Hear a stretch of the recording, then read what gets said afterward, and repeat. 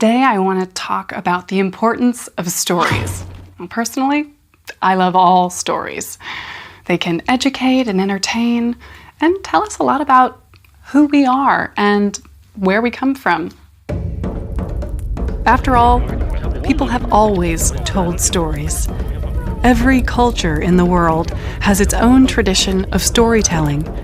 And from the moment we are born, stories are an important part of our everyday lives.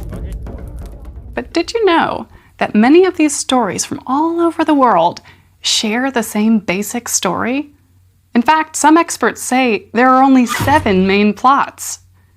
They say that all stories, from century-old folktales to modern blockbusters, fit into one of these categories. There's the monster plot, where an enemy threatens a community until it is defeated by a local hero. Examples of this include Dracula and Jaws.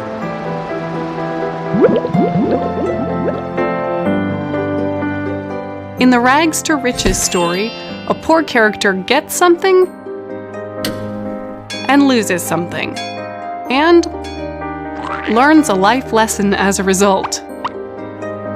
Cinderella is one of the most famous rags to riches stories. But there are many more, like Aladdin and Harry Potter. Tragedies are like rags to riches in reverse. The villain starts with everything, but loses it all, usually because of their greed.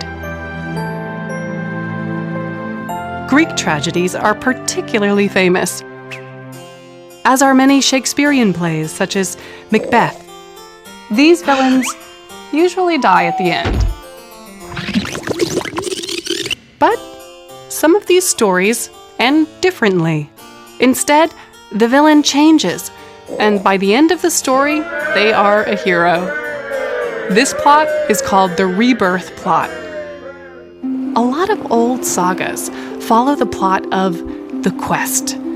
Here, the main character goes on a journey in order to find something or get somewhere. On the way, they face many obstacles, but they usually get there in the end. The voyage and return is similar to The Quest, but the hero often returns with nothing but experience. The Wizard of Oz is a fantastic example of that. Another category is comedy, but these comedies don't always make you laugh. As a plot, the comedy is really a love story. 2 characters are in love, but an obstacle keeps them apart. In the end, they overcome the obstacle and live happily ever after. So, there you go. These are the 7 main categories of story. But of course, there are millions of stories. And while they follow these basic plots, or indeed a variety of these basic plots, they're all different. If they weren't, we wouldn't find them so fascinating.